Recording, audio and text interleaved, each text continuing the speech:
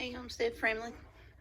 So, what we're going to do is see these leggy seedlings I have here. And see how this one here I might not be able to save because I think it's broke. But these here are Brussels sprouts and they are not supposed to look like this. So what I'm going to do is I'm going to take the seedlings, I'm going to pour the dirt and the seedling all out. I'm going to separate the seedlings. And I've got just plain old dry seed starting mixture here, and you see how fluffy that is. So I've got me some cups that I've got filled up already, so it's real fluffy. See, it's just fluff. It's just fluff dirt. So I should be able, in theory now, I've never done this before, so I'm going to try it. I've been told by several people that you can take your seedlings like this, where they're leggy, and put them in the seed starting mixture and take the stem and put it down in the dirt and leave just the top of the leaves up, and it should be okay. So that's what I'm going to attempt to do. Do you see my ring light over there in the background? The professional YouTuber here. So that's what I'm going to attempt to do today. So what I'm going to do, this one here, I think when I put it underneath the lights, I think I actually broke that one, so I don't know if I can save that or not. So, and I'm trying to do this by myself one-handed. So what you want to do is you want to take, and I'm just going to lay it down here in my starter mix, and I'm just going to wiggle it around, squeezing the sides, trying to get it to where it'll come out. And once I do that, then I'll show you how to stick it down in the potting soil. So while I'm working on getting these seedlings separated here, I'm just going to turn it upside down and basically just break the potting soil mixture apart here and get down to where that little seedling is. Be very, very, very gentle with the roots because it doesn't have true leaves yet. And as you can see, well, if I hold it right, maybe you can. So see how the little roots are sticking out the end? So I don't want to break any more dirt off of that. So I'm going to take my potting mixture here, and I'm going to put it over here and transfer it.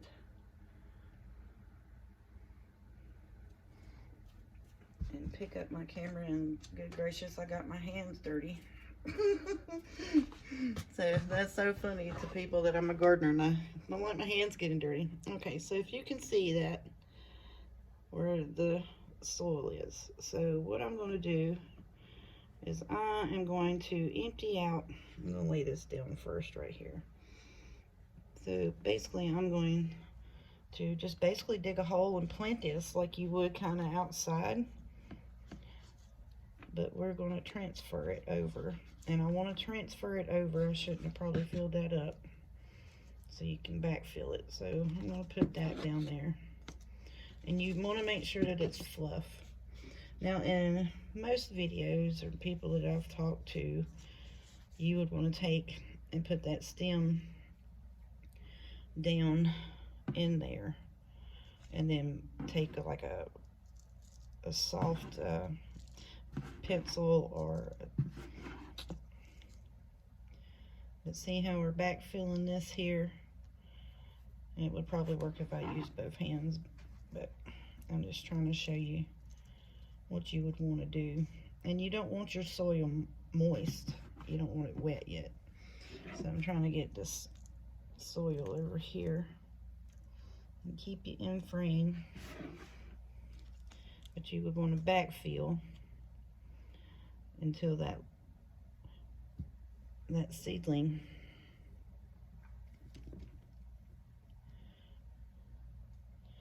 is standing up and just barely out of the dirt. And seeing you can do that because this is fluff, real fluffy. So what you're trying to do is negate the seedling from being extremely leggy, because you're supposed to have the leaves like right at the soil right now. So that's how come it's important. As soon as they germinate, if you take them and put them underneath lights, or put them where they can get light so that they don't stretch to try to get to the light, because that's their, you know, once they germinate, they're searching for light. So I'm going to try this and see if this works. And luckily right now in my area, I still got a good, let's see, what is this, February 8th or 9th? I think it's the 8th. So then we're just going to pop that up. So see, instead of that 5 or 6 inch seedling, now I have this. So I'm going to put it in a little pot over here in a pan separate. I ordered these off of Amazon. They're, instead of the 10 by 20s, these are 10.6 by 10.6 inch. And like I said, where I have back issues, and you know, you picking these trays up, down, I found that the 10 by 20s seem like they want to buckle in the middle. They want to fold up with me. So, you know, you can't be have cat-like reflexes when you have a bad back and try to jerk and hold and grab stuff when it's falling and cracking in your hands. So I said, well, let me see if I can't get me some smaller trays. And so that's what I did. And I think I got 10 of them for like $19 or $20. So I said, well, let me try that and see if that'll work, so I can, you know, better handle my plants. And they're like I don't know, about 1.5 inches thick, if you can see that. So it's a 10 by 10, 10 by 6, whatever. So it'd be a little easier. And these actually feel a little thicker plastic than the regular transplant seed starting trays, which they are usually 10 by 20s. So I'm hoping that I get all of these seeds that are seedlings that have been leggied up. I hope I get them transplanted and they work out for me like that. So in theory, these are supposed to put out roots on their stem and take off. Some gardeners say that you can do this and they'll act like with seedlings very young like this, they'll act like a tomato plant. I've never heard of that. I only thought you could do it with tomato plants. So, you know, as a gardener, no matter how long you've gardened, you know, you still learn and try new methods, try new ways. You know, like I said, I hadn't planned on my seedlings doing like this. You know, I thought I was going to be, you know, good to go and transfer them and rotate the little trays and that. But so hopefully my little seedlings will take off. I would have liked to preferred to have that a little bit more down in the soil. So, but you can only do so much one-handed. So you try to hold the camera and video what you're doing. I hope I got it all in frame. Probably not. I'll probably have to reshoot a video because I missed half of it. But so then what I'm going to do is I'm going to get all of these transferred like that and get them basically potted up. And then in this tray here, the little shorter 10 by 10 trays, I'll take and fill it up with probably maybe 1/4 of an inch of water, and let that soak up, and then see how they do in a couple of days.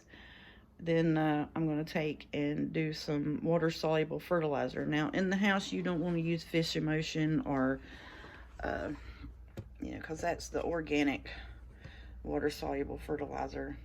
Or you can do like compost teas, like rabbit poo compost, or else was it? I can't remember what it was, but it was like a compost tea. It basically is like, you know, your where you're doing breaking down the greens and you just put it in water, and that's kind of smelly, so you kind of don't want to do that in your house. And I try to be as organic as I can be, but I'm going to use a it's an off-brand water-soluble fertilizer. So I'm going to spray these with that after I get some water on them, and I'll probably do it in a day or two, and I'll bring you guys back for an update, and we'll follow them along. Hopefully they'll do fine. If not, then I got some more seeds, and I'll just plug them in the ground, because, you know, I have plenty of time right now. I can't really plant none of this stuff outside till May the 15th, because it always wants to frost at the 1st of May around here. So, like I said, I'm from Mayberry, North Carolina. If you watched Andy Griffith's show, you know, the town that that's based off of is where I live at. And I know that's probably putting a little too much information out, but, you know, everybody talks about, oh, Mayberry. Well, yeah, Mayberry has issues growing, you know, just like everybody else does. I think we're borderline 7A, 7B. Usually our frost date is, it was last year, April the 28th. This year they updated it. It is May the 3rd. So now I'm going to definitely wait till around May the 13th, May the 15th, because that's when, here the last couple of years, we've had, you know, a late season frost. And everybody picks about, you know, North Carolina weather because we're right in the middle of the country, you know. So like up north is, you know, it's cold. We hit the, you know, we can get the mountain forecast, or we can get the southeast forecast. So one day it's 30, the next day it's 70, and, you know, then the next day after that it's 25 and snowing. You never know. All right, guys. I hope that was a little bit educational. I hope you saw it. We'll follow these along and keep an update on you, and I'll hopefully save my leggy seedlings. You guys have a good day. Thanks for coming home with me.